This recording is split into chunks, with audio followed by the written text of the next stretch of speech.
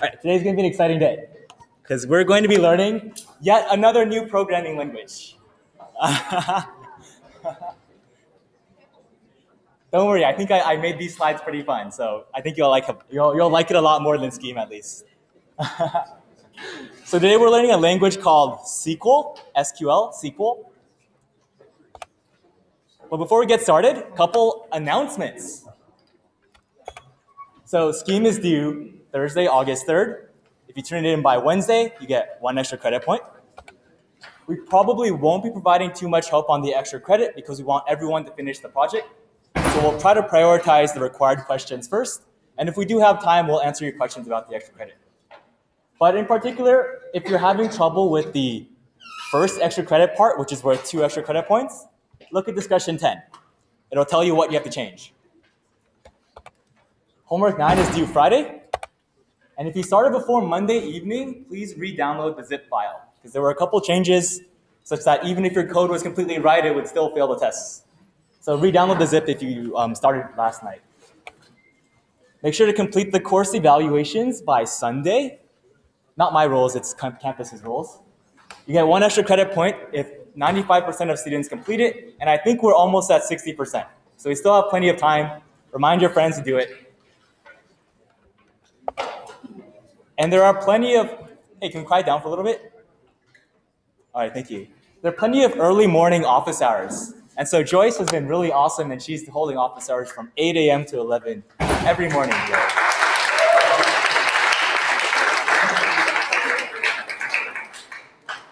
Yeah, so definitely go to her office hours. She'll be the only one there to help, but you can talk to other people and work with her, and it'll probably be less crowded than regular office hours. So it'll maybe end up being about the same. But before we move on, one note about academic honesty. Stan posted the email to all of you, so make sure you read that. It sounds pretty scary. It sounds really scary. But if you don't have it, if you didn't cheat, you don't have anything to worry about. But remember that our barrier is essentially when you start sharing code. So share ideas all you want. You can do that with the Scheme project as well.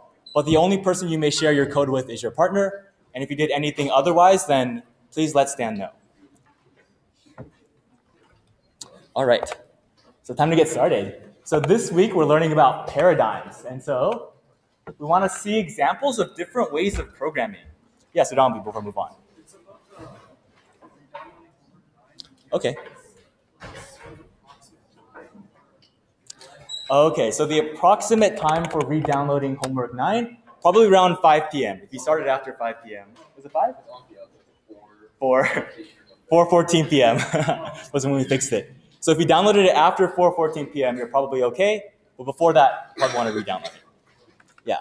It'll be really obvious if you need to because you'll be failing all the tests. Yeah. Yeah. So if you've been failing all the tests and you think your code is right, re-download it. All right, so we want to see different ways of solving problems because we've learned with Python that we can do many different things. We can solve many computational processes, but there might be different languages and different ways of thinking that we want to expose you to that might make it easier to solve other types of problems.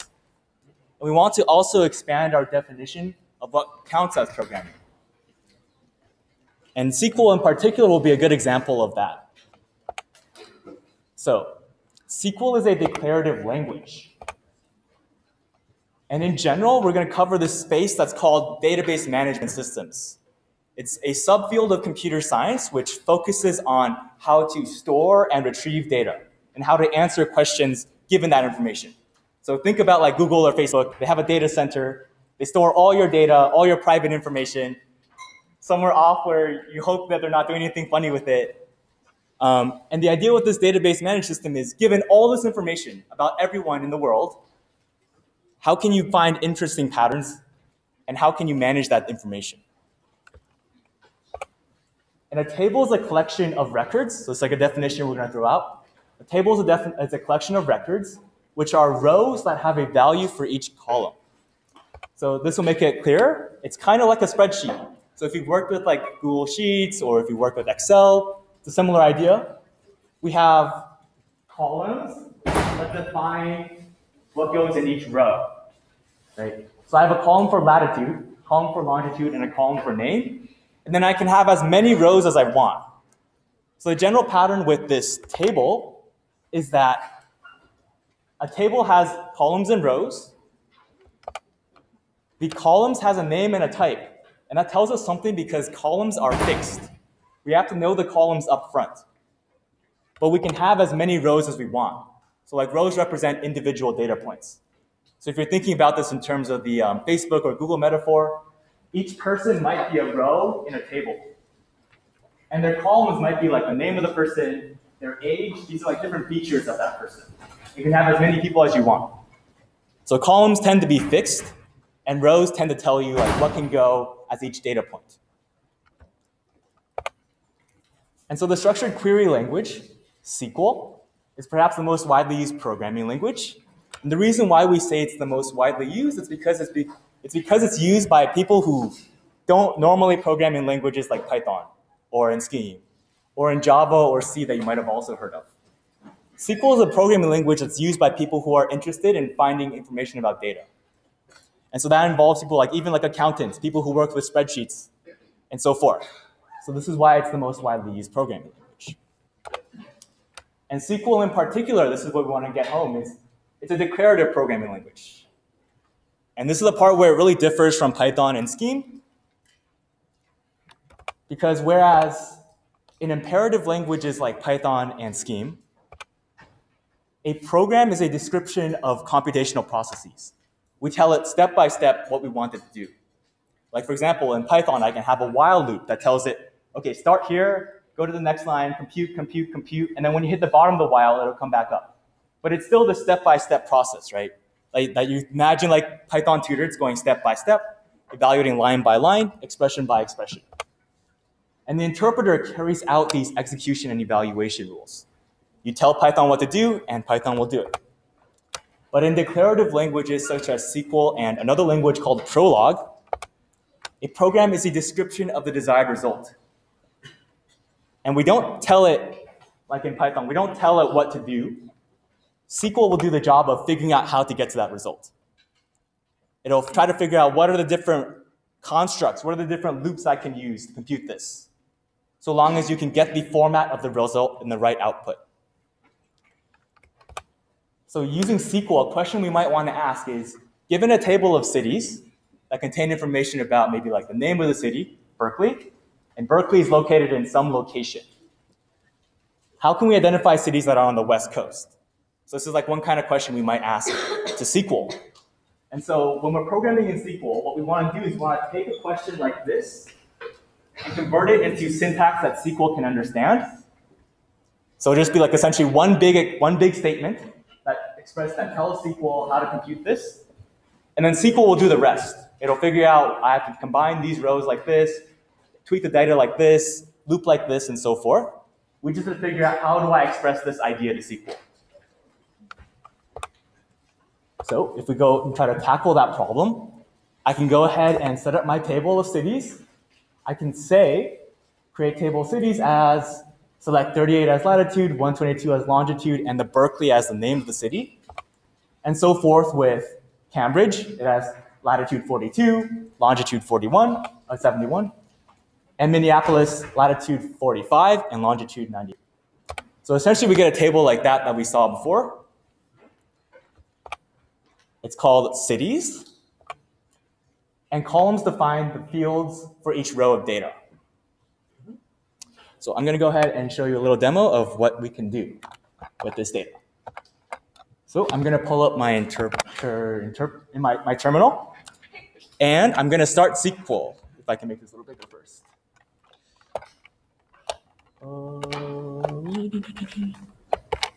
Where's the plus sign?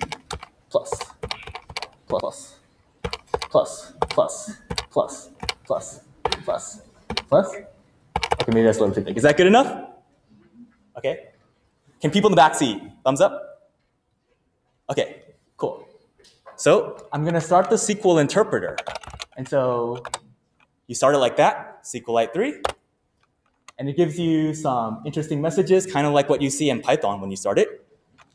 And what I'm going to do is I'm going to open up my demo file. And I do that by saying .read demo.sql, and that has loaded in my table of cities. So far I've essentially just done this part. I've run these lines of code, and I should now have a table of cities. So let's try to ask SQL what cities is. Cities. Uh-oh. Yeah, so SQL is a little funny. It said, I'm telling SQL I want to know what cities is. And like normally Python would just tell us what cities is. But SQL says ... Okay. So what SQL says is it's waiting for us to finish our thought. When you see this prompt, it's waiting for us to finish our thought. And the way we tell SQL that we're done saying what we want to say, we're done with our thought, we add a semicolon. Okay, so SQL said there's a syntax error. So let's just double check to make sure that it wasn't our fault. So this is how you might compose that same expression in one line. And it still says syntax error. But this is progress. This is actually good. Because now we know that there's a problem with how we're trying to communicate with SQL.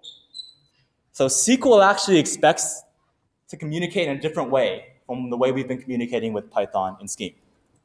Because we could just type this in Python or this in Scheme, right? We could just type cities in Python or Scheme, and it would just tell us what cities is. But in SQL, I have to format it as a query. I have to say, select, and what do I want to select? Maybe I want to get the names. So I want to select the name. Select the name from cities. And no, it's still waiting for me to finish my thought. So don't forget the semicolon to finish your thought. And now it can then get you the cities. So I could also then select maybe more information. Maybe I just want to see latitude, longitude, and name. So I can just specify latitude, longitude, name. So I just use commas to separate them, right? And I select it from cities. So notice that we have a pattern here. I have to say select, then tell it what I want to get as my result. Then I have to say from to tell us where is this data coming from. It's coming from my table of cities. And then I tell it from the table of cities. At the very end, I end it with a semicolon to tell it I'm done with my thought and compute. And so there we go. We have, like we saw here, oops. We have 38,122 Berkeley, 38,122 Berkeley. And so now we've communicated with SQL. Right. Another way we could also express this is if you don't want to type out all that stuff and you just want to get everything from the table, you can type select star. And star kind of just means everything from cities. And that gives us the same information. All right, so back to the question. I want to identify West Coast cities. And I know it has something to do with latitude and longitude, but I always forget. So let's go ahead and search up latitude versus longitude. Let's see. Here we go, picture. All right, let's analyze this. Okay, so latitude looks like it's like the horizontal, it's like these lines, right? Longitude is like these lines. And if you kind of like look over here, it says, so like 0 is right around like this Europe or Africa region right here, 0 for longitude, right? And if I increase the longitude, I'll eventually wrap around to the Americas. And if I keep on increasing the longitude, I'll keep on wrapping around until I hit Berkeley. So my longitude should increase, right, as I want to move west. All right, so I literally looked to search up this image. So I wanted to make it real. Okay, so we know that we're trying to find West Coast cities, and that means our longitude should be greater. So we're looking for the pattern between longitudes. So 122, yeah, it kind of makes sense. It's greater than 7193. So let's try to compose that in SQL then. All right. So I like to start with just saying select. And let's just go ahead and just start selecting longitude and name for now from cities, just to see what we're working with. Right. So these are the longitudes for the cities, and these are the names of the cities.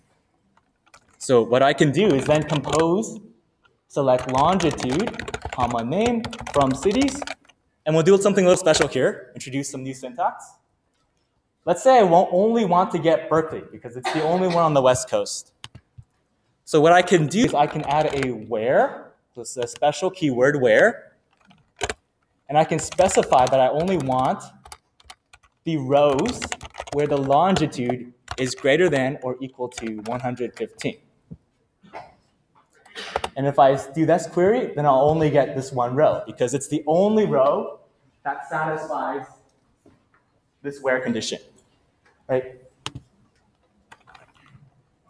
And then I can even compose some more things. I can say select West Coast, comma name, from cities where longitude is greater than or equal to 115.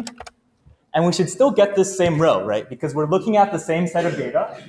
We're looking at the same data, running the same condition, but this time we're only replacing the original longitude with the string West Coast. So now we'll see Berkeley's on the West Coast. And so that's how we solve that problem. So if you look back at the slides, well, we selected, maybe let's call it Best Coast because it's better. Best Coast as region, named from cities where longitude is greater than or equal to 115. You'll notice I added this new keyword called union at the very end. So union lets us combine it with some more information.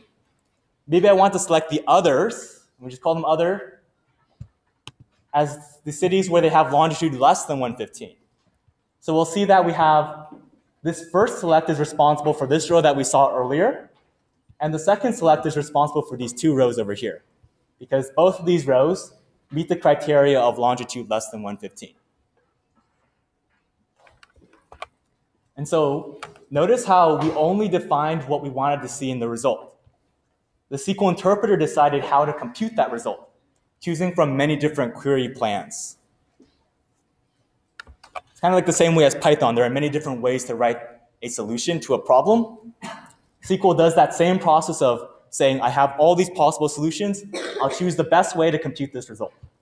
And then the answers are returned in table format as well. Are there any questions so far? Yeah, Arya. So, you know, like if you don't put the semicolon, it'll give you dot, dot, dot. Do you necessarily need the union to make these two work together? Can you just not put the union and then it gives you a dot, dot, dot, and then you put that select over? Yeah. So Arya's question was, we remember that we saw in the interpreter, what happens if I just say, select, maybe I use that same line. So let's say I recall this same line. And if I just take off the semicolon, what happens if I just go ahead and type union? Or now put the select. Oh, and then now put the select. So what if I just type the select again, and then semicolon here? We'll want the select other, because you said that you need those two to work together. Oh, so if you want to see what happens if we do this? What happens if instead of putting a semicolon here or using union, what happens if we just try to continue our thought? So what happens if we try to continue our thought? And let's correct this a little bit. They're not West Coast. They are other. Other. Error near select syntax error. So it really wants us to complete our thought. SQL wants us to complete our thought. And then we can only combine this select with another select using the union keyword. So if we look at the correct syntax, we can combine two selects using union, but we can't combine it using the continue our thought. This continue our thought can only be used within like one statement. But union lets us combine these two statements. And we'll talk more about that syntax later. So don't get too hung up about it. Any other questions? Yes, Adambi. Could you explain like the as syntax and why it's only used in one line, but like results and things? Okay, so Sudhanvi asked about as, and we'll talk about that next slide.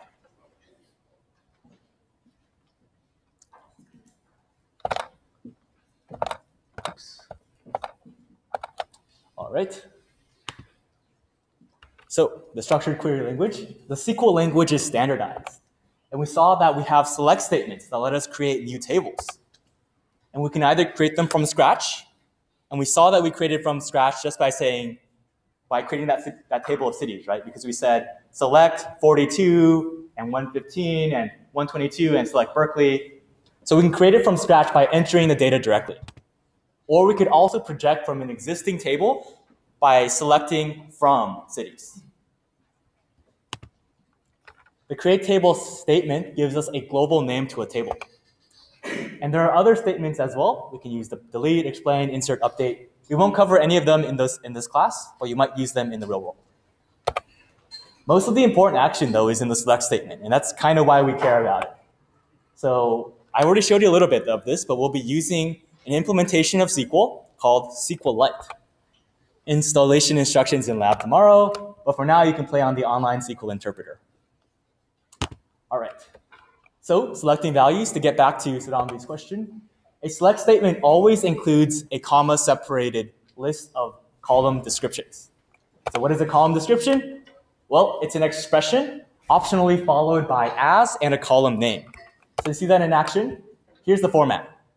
I can select some expression. So that expression might be, for example, we saw earlier that we could say like best coast as region. So here, best coast is your expression. It's a string. And as gives it a name, the name for the final output column. So selecting best coast as region puts the data best coast in the column called region.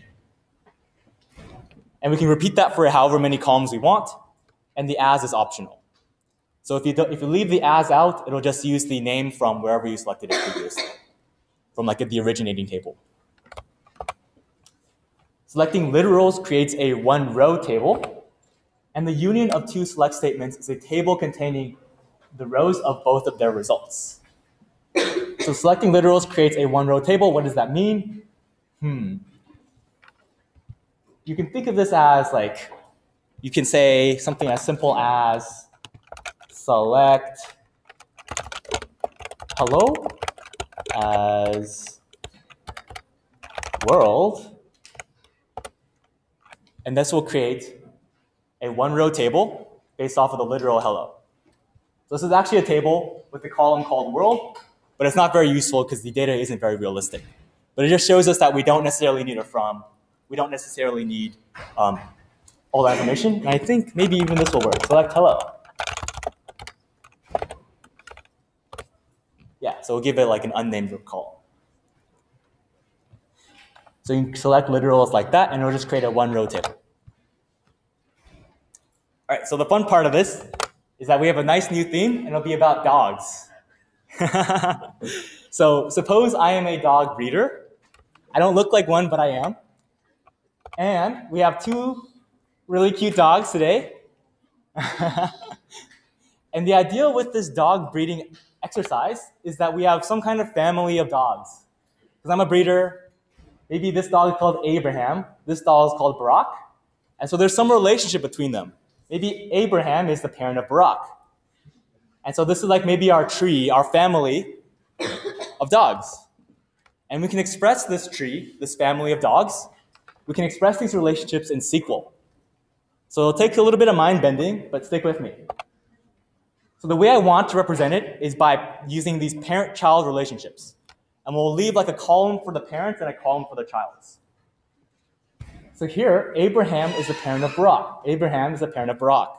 That's how we encode that information. Abraham is the parent of Clinton. That's also true, right? So we're giving it this relationship. Delano is the parent of Herbert, building this relationship. Fillmore is the parent of Abraham. Fillmore is the parent of Abraham. Fillmore Delano, Fillmore Grover, and finally Eisenhower Fillmore. So you can kind of see how this table represents the same information in this tree diagram. And so when I complete this select statement, I get a table that looks like this, where I have a column for the parent, column for the child, and the data for each of those relationships encoded as rows. So this is how we can do some interesting things with SQL beyond just cities and whatnot. So what I want you to notice is that SQL is used as an interactive language. The result of a select statement is displayed but not saved. So if I just type this into the interpreter, it'll just show me the results, but I won't be able to reuse them later. I won't be able to remember that I have this table. So what I need to do is I need to use create table to give this result a name. And so the syntax for that looks like this. I say create table, like for example, parents, as that select statement. So you can see I added create table parents as this huge select statement, and that gives a name to this table. And now we can access the information in the parents table just by saying parents.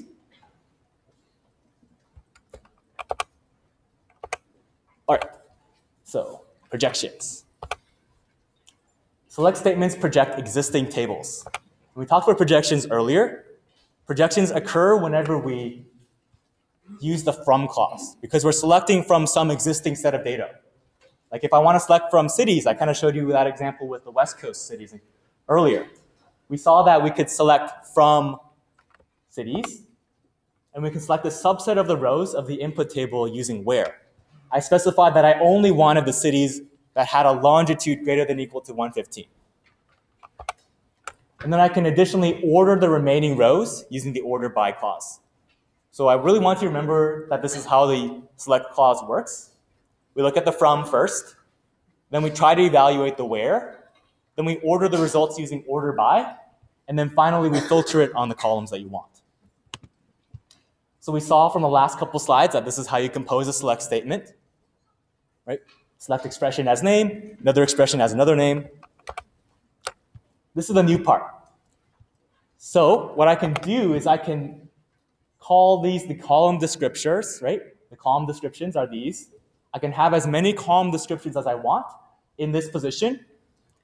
Then I can select from some existing table, like from cities, from parents, given some condition, like longitude greater than or equal to 115, and I can order the output. So if I want the rows in a certain order, I can tell it that right here. So if we go back to this example, we have this tree of relationships between my dogs. I'm going to show you a quick demo of what we can do. All right, so let's start from a blank slate. So here is a SQL interpreter. I loaded up my demo again, so it has parents as well. And what we can do is we can, let's say I want to select the children of Abraham. So the children of Abraham is a dog right here, and it has, let me move my cursor out of the way, Brock and Clinton, just right when I moved it out. So it has Brock and Clinton as children, right? So if I want to select the children of Abraham, I expect there to be 2 rows of output, Brock and Clinton. So if I want to do that here in the interpreter, given that I know that I have a table of parents, so this is like I want to ask what's in parents. Parents has my table of relationships, right? This is the same table that we saw earlier. If I want to select the children from Abraham, what I could do is I know that parents has 2 columns. It has 1 column for the parent, 1 column for the child. Here's the parent, here's the child. I want to get the children, right? The children of Abraham. So I select the child column from the parents table because that's where I want this information. All this information is in the parents table.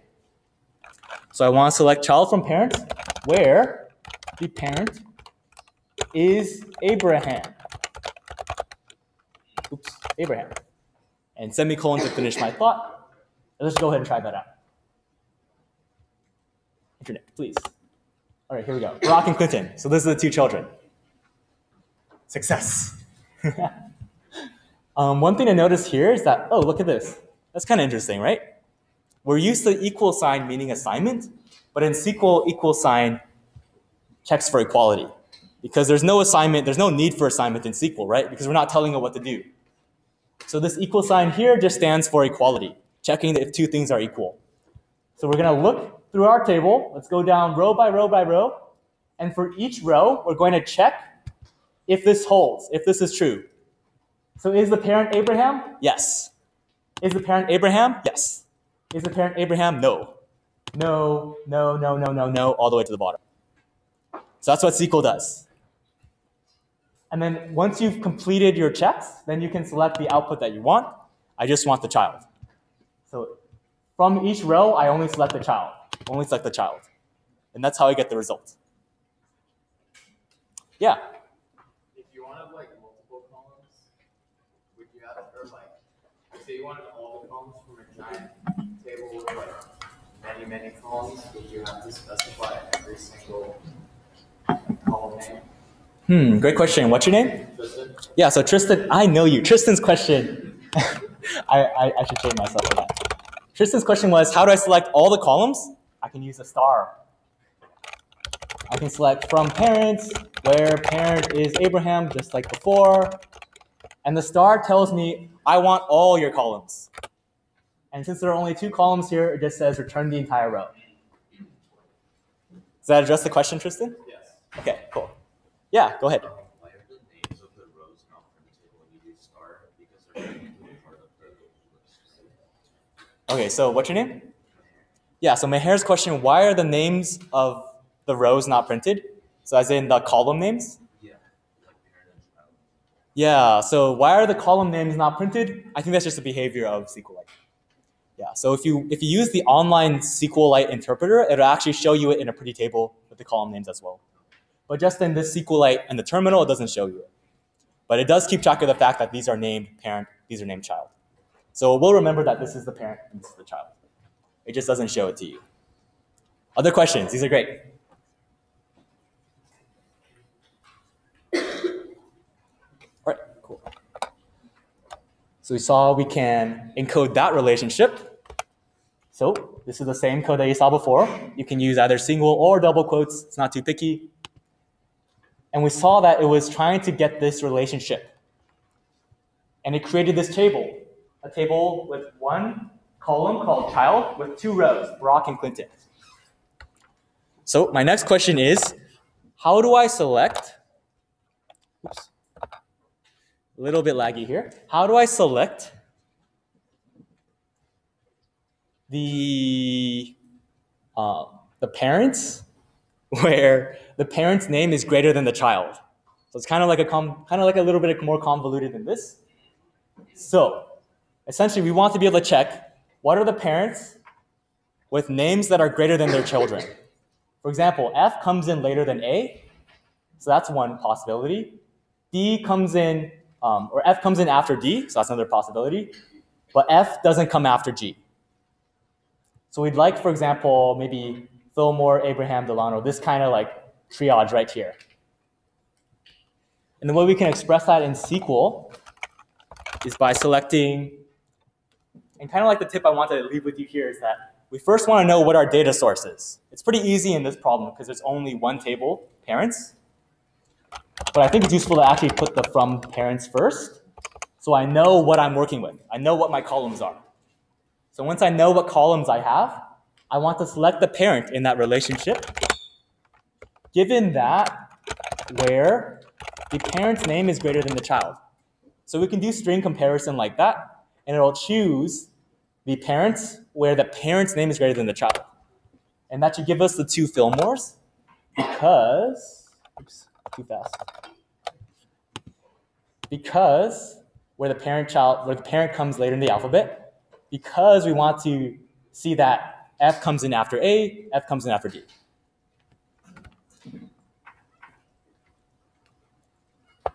All right.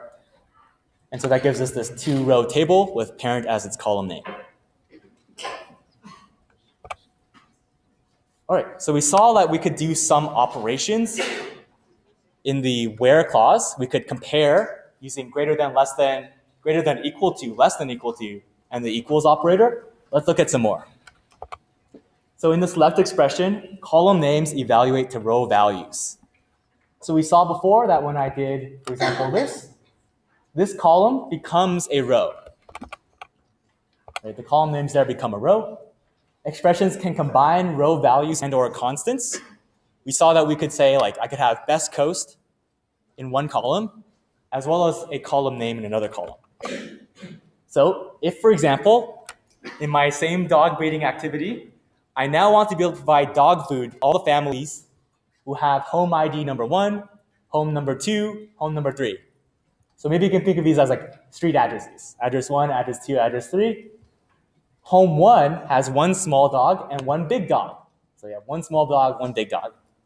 Home 2 has 3 small dogs, 1 big dog, and homework 3 is kind of crazy. They have 8 small dogs. All right, that's gonna be really fun. So what we'd like to be able to do is compute how much food I need to deliver to each home. So that's the question I want to answer. How much food to deliver to each home? And so let's just go ahead and take a look at what I'm working with. Select everything from homes. This is always a good place to start. And you'll see home number 1, 1 small dog, 1 big dog. Home number 2, 3 small, 1 big, and so forth. So if I want to be able to compute how much the dogs will need, maybe I want to know which home I would need to deliver to, right? So home 1, home 2, or home 3. And how much do small dogs need to eat? Can you shout out a response? Some kind of number. 0.5. 0.5? Okay, 0.5 for small. Plus, how much do big dogs need? The one who shouts loudest will get it. 8? 20? I like 20. 20 times big. So big dogs eat a lot more than small dogs. In fact, okay, yeah, I'm not going to say that. Okay, from homes. Because we want to know we're getting it from the data from this table. So if I select that, it'll compute exactly how much food I need for each home. I need to deliver 20.5 units of food because I have one big dog that takes 20 and one small dog that takes 0.5. So it ends up like big dogs eat a lot. So you gotta feed the big dogs. Woof. All right. So here's a smaller example. I had like nicer numbers for this. 1.5 times small and 3 times big. These are not necessarily accurate. Please don't feed your dogs this much. And so the amount that you might need to get is you might need, for home 1, they might need 4.5 units. Home 2, 7.5. Home 3, 12. So pretty straightforward. Here's the useful stuff. Here's what you should know. There are different ways of combining values. I can use a plus sign, minus, multiply, divide, remainder, and an OR. So and and OR are Booleans again. You can transform values. Like I can put, maybe I don't want, maybe for some reason, like maybe I have like a dark matter dogs that take negative food or something, and like they ended up taking negative food, so you can take the absolute value, and you can still end up giving them always some positive amount of food. You can round numbers, so if you end up with some decimal result, you can round it to the closest integer. Not, which is to change the Boolean, and the negative symbol to make your numbers negative. You can also compare. So less than equal to, greater than equal to. Not equals to, these two are equivalent. Wiki, this one's important. Not really. So this one's not equal to, these are both not equal to. So it's like if it's neither greater than or less than, then it has to be not equal to. That's kind of the logic behind that.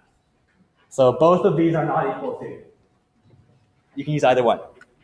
And then the last one equal sign is just for checking equality. And finally, this one's also important. Concatenating strings is a little different. In Python, I can just plus 2 strings together. In SQL, I have to type in 2 vertical pipes. And the little symbol for that vertical pipe, it's not an L, it's like right next to your backspace. You see the little vertical pipe? You gotta type that twice. If you can't find it, you can just copy it from the slides. So it's a little janky, but it works. All right, any questions about operators before we move on? Or the selecting, projecting stuff? Yeah. Was it Ojin? Ojin, which one? Ojin. Yeah. Okay. Can we make user-defined functions or values in Discord? Sorry, can you repeat that? So can we make our own functions or something and Discord? So Ojin's question was, can we make our own functions? And as far as I'm aware, I don't think so without writing into the system. Because SQL needs some way to understand what is absolute value, what is round. How do you compute that to SQL without building it in? I think that's kind of the problem. Because SQL needs to know, like, I have all these different ways. Like maybe I use a while loop here, maybe I use some kind of loop here. And it can't really know that unless it's built into the software. So you can add it to the language, and then that's how you'd be able to do it. But there's like no easy way, as far as I'm aware, for doing that. I may be wrong, though, so you can look it up. Ron. What are the exact specifications of rounding?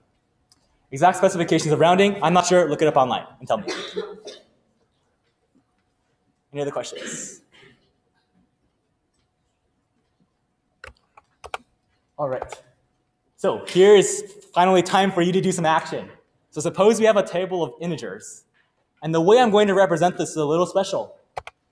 I'm going to represent 0. I'm going to put in a column called word. So 0 is going to be a column called word. And it's going to have zeros for all of these values. 1 will have a 1 in the 1 column and zeros everywhere else. 2 will have a number 2 in the 2 column and zeros everywhere else. 3 will have a 1 in the 1 column and a 2 in the 2 column. So you can kind of think of this as 1 plus 2 is 3. Plus 0 is still 3, right? So if you add up all the numbers in this row, you'll get that numeric representation for this. And same with 4 and so forth. So 5 is 1 plus 0 plus 4 plus 0, which is 5. So that's how this representation works. Your exercise is to first select the word and value for each integer. So one result might look like the row 5 and a new column for the number 5. And your next exercise is select the word names of the powers of 2. So this table has not just the powers of, sorry, Casper, has not just the numbers for powers of 2, but also other numbers. So select only the rows that have the powers of 2. All right, so give both of these exercises a shot, and we'll check back in later.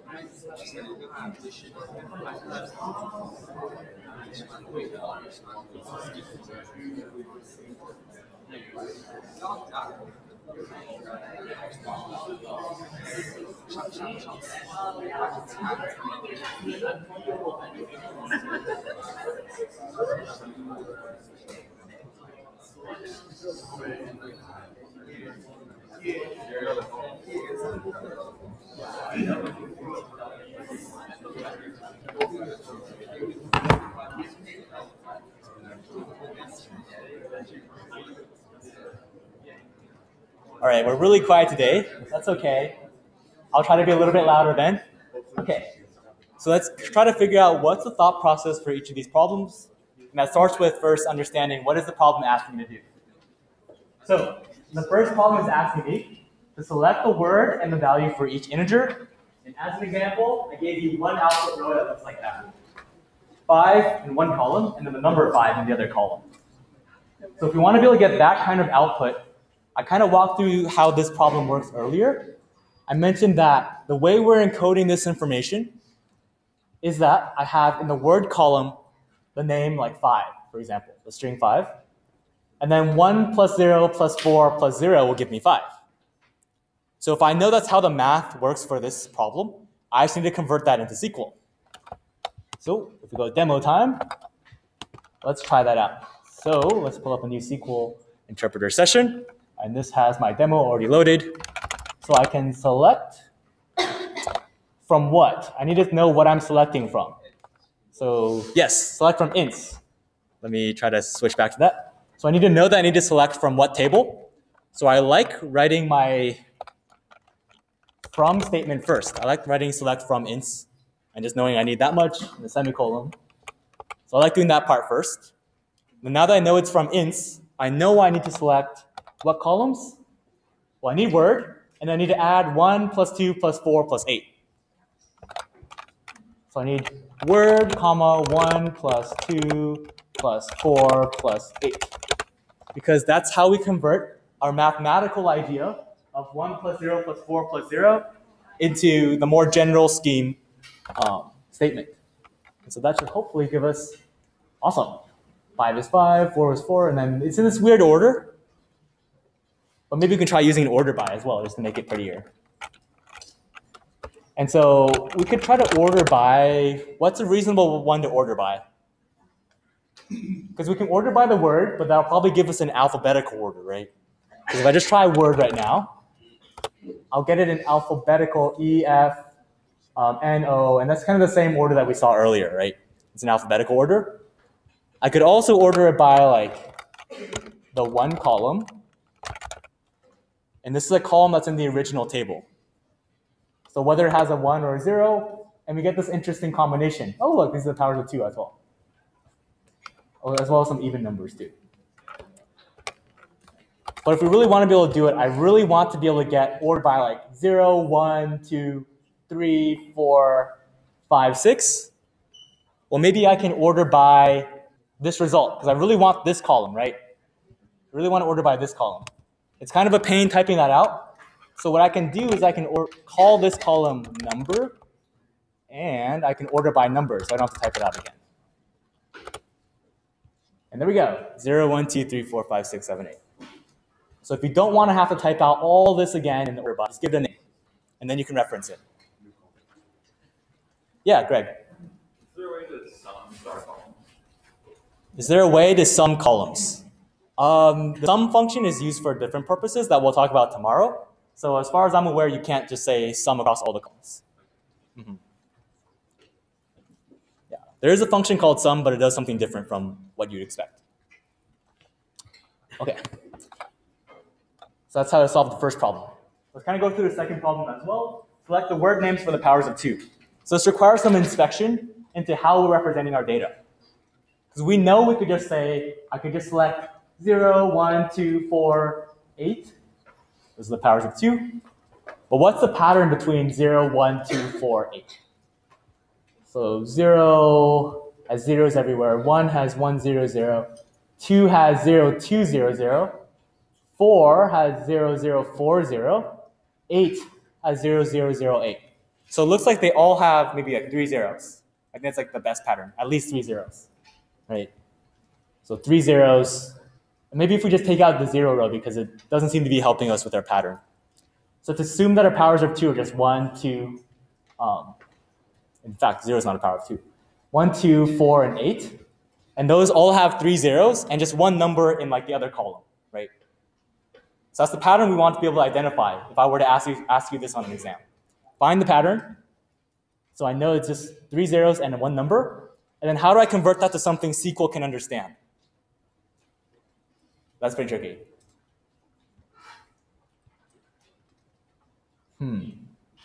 Any ideas? How do we solve the second problem? Select the word names of the powers of 2. Yeah, back there. Put a condition on it that it'll only return the 0 to 48 if 1 is equal to 0. Okay, yeah, it's a great idea. What's your name? Mark. Yeah, so Mark's idea was we could add some conditions, some where clauses that tell us if the one column is equal to 0, then we might be able to check that, okay, I have this combination is 1. I could probably just manually check all of them. Like I could just verify that my columns are all, that I have 3 0 columns in different positions, right? So one way I could select one power of 2 is just by saying select word, and then I just need word from int where the one column is equal to 0. And then as long as we encode that into all that information, like the 1 is 0 and the 2 is 0 and 3 is 0 and 4, and my bad. And 2 and 4 is 0. I can encode one entire combination, and 8 is 1, or 8 is 8. That's all for one combination of just for the number 8. So if I take this one combination and I OR it with another combination, and I OR it, I keep on combining these different possible combinations. This is one way I could solve the problem. But it'd be essentially just hard coding it. But maybe we can find like a deeper pattern, and that could be from select word from ints where I just need one of them to be on, basically.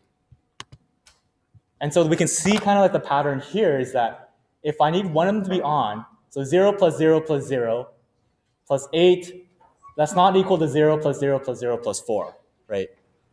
So I need some way to make them more like uniform. Because if I don't want to write out all the cases, I need to make the values more uniform. So I can try to compress the values from 8 to 1. What if I made all of these like zeros and ones? And I can do that by saying like the 8 columns should be divided by 8. The 4 columns should be divided by 4. The 2 columns should be divided by 2. The 1 column should be divided by 1. So if I try to encode that here, 1 divided by 1, so I don't really need to say that. 1 divided by 1, and 2 divided by 2, and 4 divided by 4, and 8 divided by 8. We know that this will equal 1 if it's the case that only one of these is an 8. So essentially, we solved the problem here was that we have too many cases to handle because the values are not uniform. Because we have some of them are 0, some of them are 1, some 2, some 4, some 8. So we can make them more uniform and capture more generality. And complete our thought. And then we have the power of the 2. So it will require some outside thinking because sometimes it's hard to express what we want to express to SQL. So it's kind of like the challenge for us as SQL programmers is how do we tell SQL what we want to do? Any questions about this problem? It was definitely a very guided experience, so let me know if you want me to replay something or show you something again.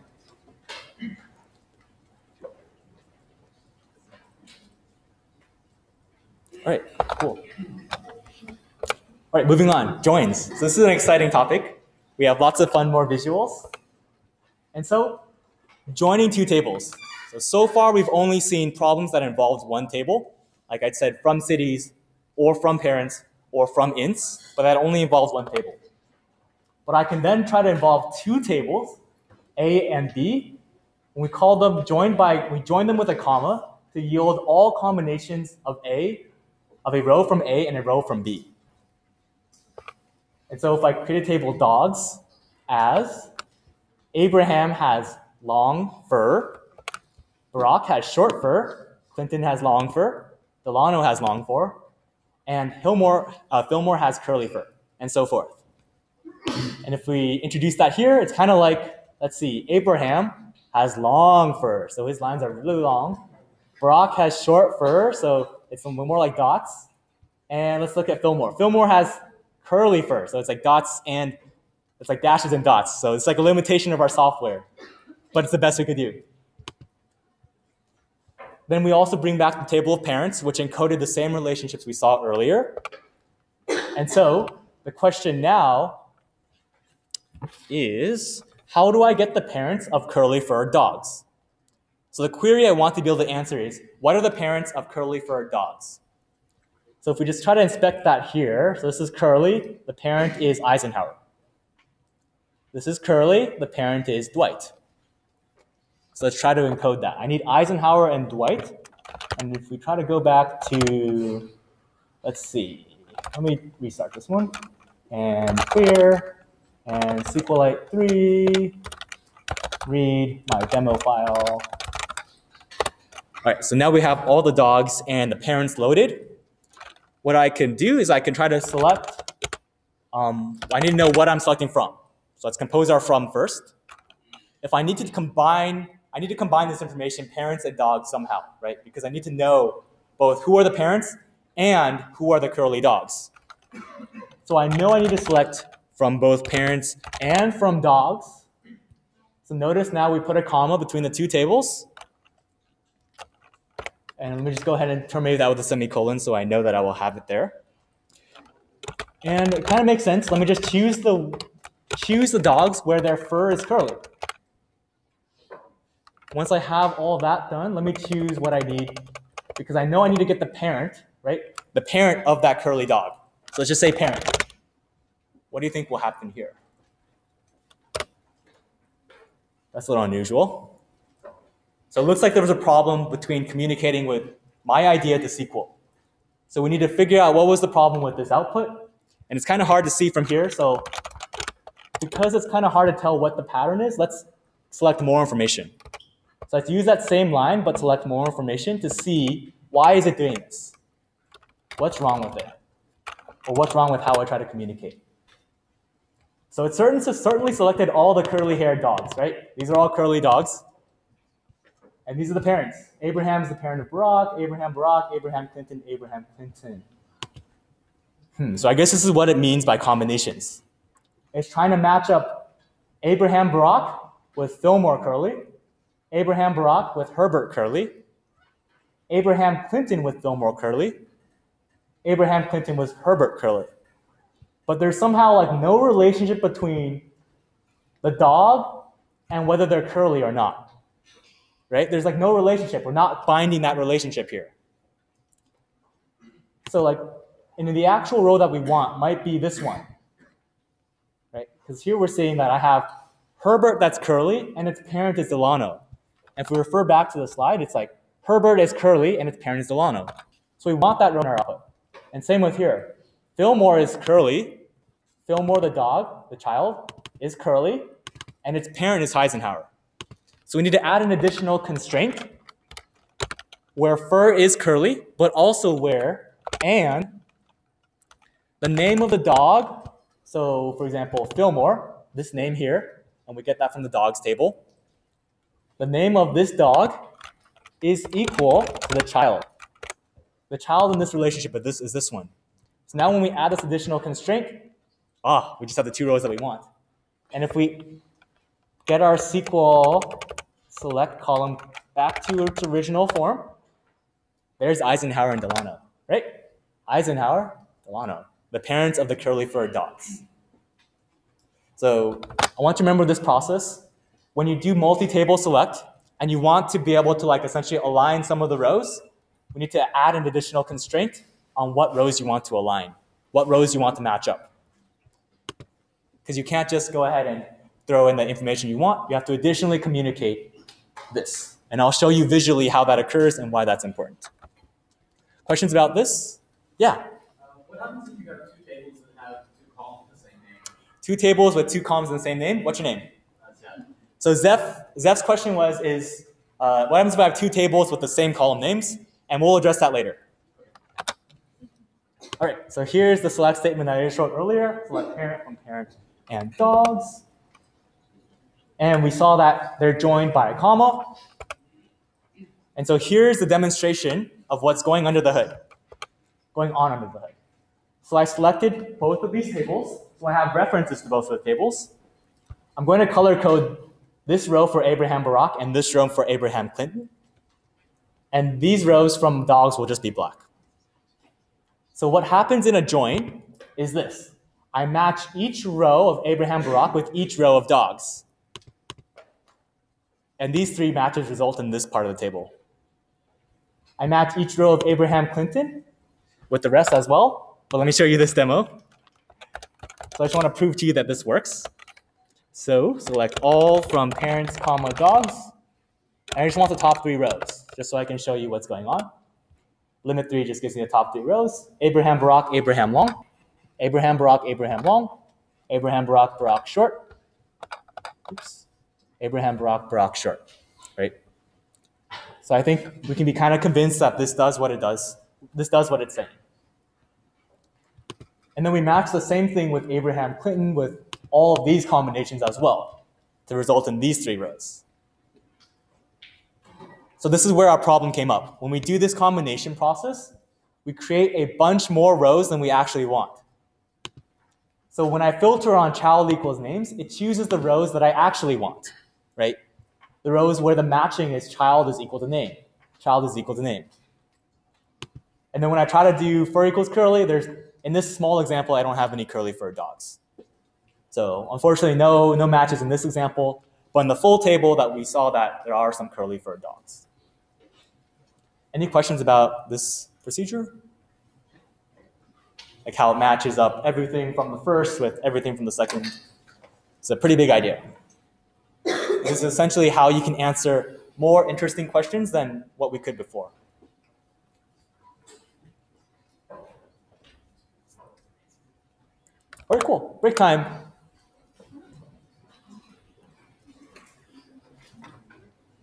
It's be a really short break.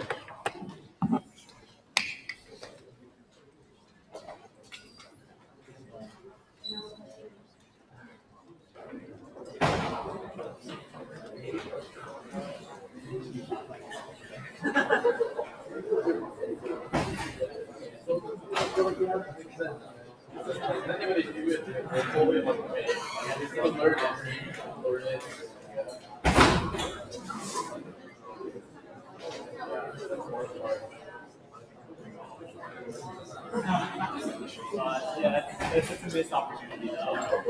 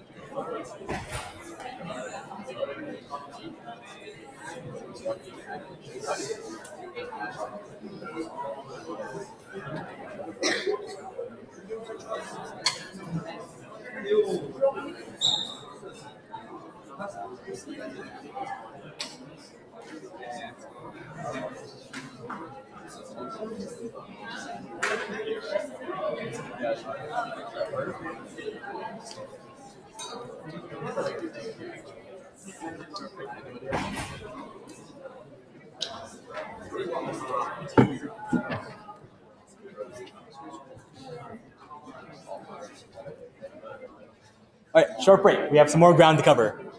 Here we go. Joining a table with itself. So to address Zeph's question earlier, two tables may share a column name. So that is indeed a valid concern. So what we can do is we can use something that's called dot expressions and aliasing to disambiguate or to tell apart which ones are the columns that we actually need. So here's the syntax that we saw earlier. Table is a comma-separated list of names with optional aliases. So the new part here is I can give it a different name. So if I want to select all pairs of siblings, one way I could do that is, it's a lot of code, let's break it down. So I like to start from the from. So the from tells me what I'm selecting from. So let's look at the from first. Parent as A. So this is the new part. I can rename the parents table. So within this select statement, I'm going to rename parents to be A, but also reference parents again as B. So now it's like I have two tables, parents as A, parents as B. And when I do this joining procedure, I'll be matching each row from this parents with this one with this one, this one with this one, this one and this one, right? And we'll keep on matching them, finding all the combinations between these two parents tables. And if I evaluate the condition, if I want to find all pairs of siblings, A.parent has to be equal to B.parent. So they have to have the same parent in order to be siblings, right? And then there's this other condition we're not really sure what it does. A.child is less than B.child. So then the action here is when I'm selecting the siblings' names themselves, I want to select the two children who have the same parent. The two children, first and second, that have the same parent. So does that make sense, like what this query is doing? Yes? No? Yes? No response? Question, yes. Martin. That's a question for you to think about later. So let's break it down. So I told you about the parents, and this creates these types of combinations. So Barack and Clinton share the same parent, so they're siblings. Abraham and Delano share the same parent, so they're siblings, and so forth. So Abraham Grover as well, and Delano and Grover. So those are all the siblings system. And my question is, well, what does this A.child less than B.child do? Think about it a little bit. I'm going to show you a demo. Let's just see what happens with and without it. So keep on thinking. What's the purpose of this clause right here? What does it do? Think back to how they join the tables. So let's see. So if I just go ahead and just show you all the combinations. Oh, my bad. Let's not do that. Parents as A, parents as B. All right, let's focus up front again. So here is the tricky part with selecting all the combinations. And let's just see what happens with this clause. That's a pretty big table. It just goes on and on and on. So let's see. So we have Fillmore Grover, that's from parents as A. Abraham Clinton, that's from parents as B. So this is like that procedure of matching up each row in parents as A, each row of A with each row of B. So this is why I get all these rows. And then if I introduce that additional clause for where A dot parent is the same as B dot parent, this will only get the rows where this column matches with this column. So here we see Fillmore, Fillmore, right? Fillmore, Fillmore. So those should be in the output as well. Yeah, so we do see we have Fillmore, Fillmore in the output because we're selecting only the rows that meet that condition.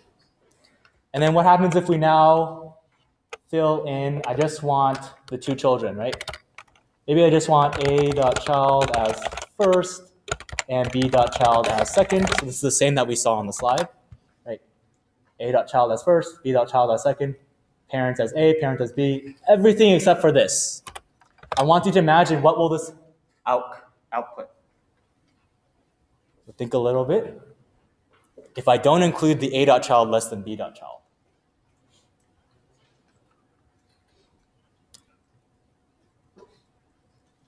All right, I can't tell if you're just really bored or thinking in really deep thought. Maybe like 2 more seconds. All right, let's look at these results. Barack, Barack. This is already something that's kind of messed up, right? Barack, Clinton, Clinton, Barack, Clinton, Clinton. Okay, I guess you can be siblings with yourself if you want to be that way. You can think about it like that, sure. Okay. So maybe we want to get rid of at least the ones where the first is not equal to the second, right? And the first, is not equal to the second, right? So what will that give us? At least it shouldn't give us Barack, Barack anymore, right? All right, no more Barack, Barack, but Barack, Clinton, Clinton, Barack. So we still have this kind of like duplicates problem. And it's not really SQL's fault that this is happening. It's because we haven't expressed it correctly to SQL. So now that you know that both of those, that's what not equals does, what happens when I impose less than? Think about how the strings compare. Which rows will be in the output if I say less than? What does that do?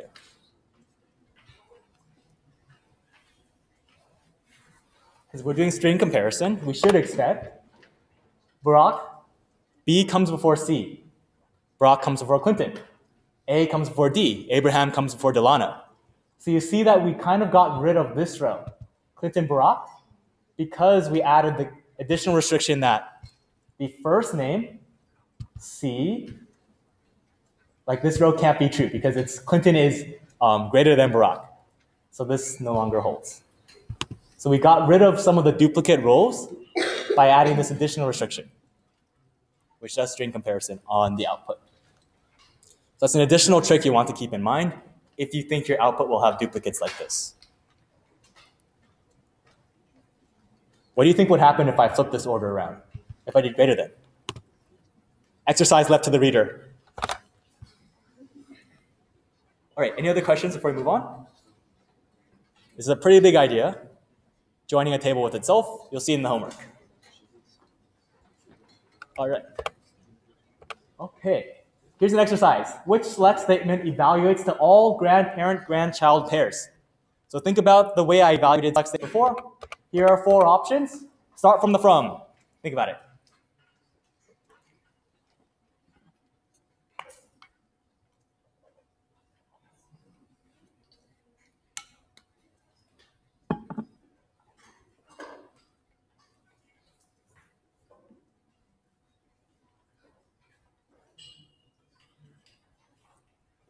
What are the columns in the table?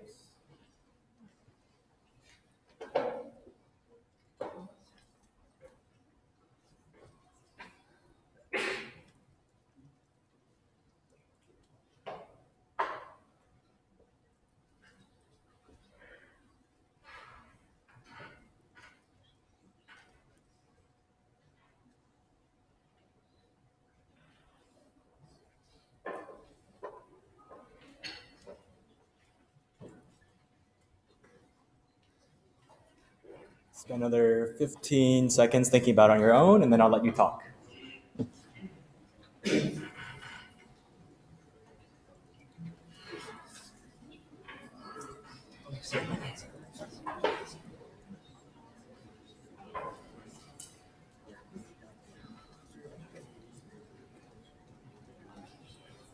All right, discuss with your neighbors. Go.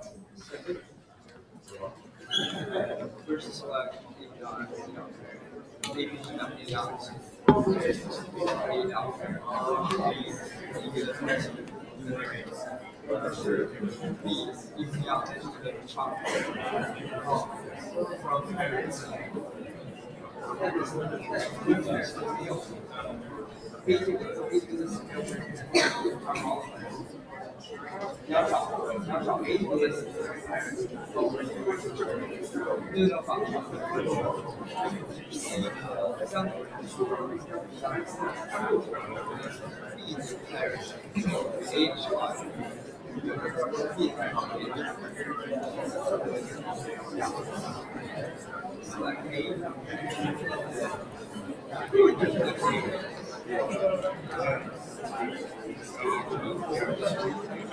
All right, so wrap up our conversations in 10 more seconds. This is really short, a little short on time.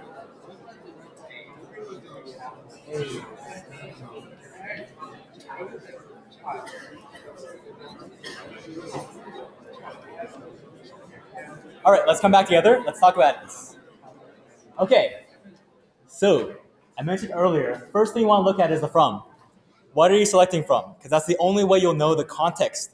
What are my columns available, right? What am I working with? So I need to know what the froms are. And the froms all look the same, from parents as A, parents as B. Okay, so let's start working through kind of like the where and what I'm selecting. So if I look through what I'm selecting, A.grandparent. This is kind of like a warning flag to me. What's wrong with this part? Does A have a grandparent column? No, so I know this one's immediately wrong. And this one's also A.grandparent, so I already eliminated two options. So it has to be between 2 and 3. Because now that I know that, because I know that parents does not have a grandparent column, these two are not possible solutions. So what's the difference between these two?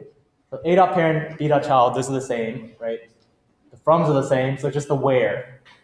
So I need to figure out what's the difference between A.parent equals B.child, B.parent equals A.child. This is giving me a hard time, okay.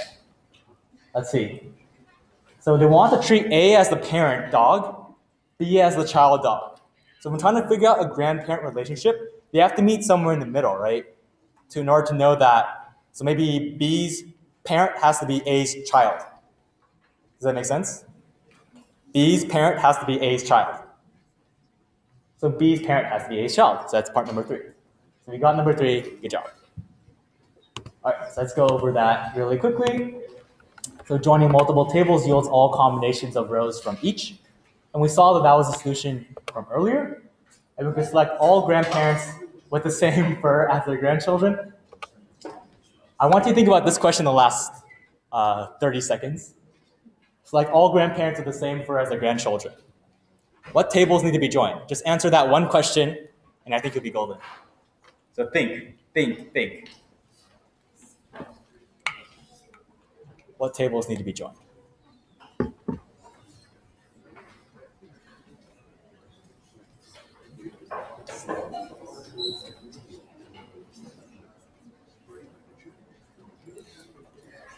So I have grandparents. How do I select the first? All right, so we're gonna have to wrap up. Here we go. Here's the solution. The question I wanted you to answer was this. What tables need to be joined together? Essentially, if you can figure this part, the from statement out, the from part, you'll be able to solve the problem. So I know I need to select from grandparents in order to know the relationships. So this will tell me grandparents and grandchildren. And that's because we saved it as a table. And here's the tricky part. I need to select from dogs twice. Why do I need to select from dogs twice?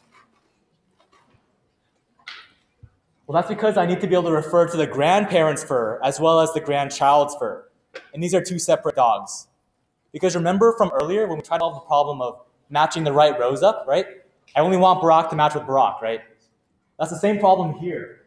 If I have a grand dog and a grand pup, they each reference one specific dog with one specific fur, one specific dog with one specific fur. So if you think through like the process of joining and finding all the combinations, you'll need to have two different tables, two different references to dogs in this problem in order to be able to say this table of whatever curly, long, short is going to be specifically for the granddaughter. And this other table is specifically for the grandpa. That's what I want to leave with. This is what I want to leave you with. And so, have a great day.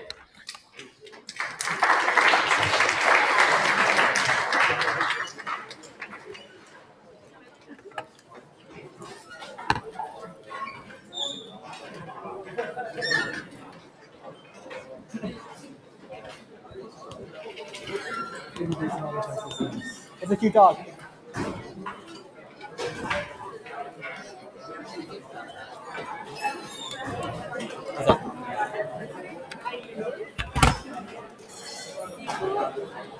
It's rid of rows that have exactly the same value. Yeah. Is that like, do you know like why it does that, or? What do you mean? Just like because when I was like looking at my demo for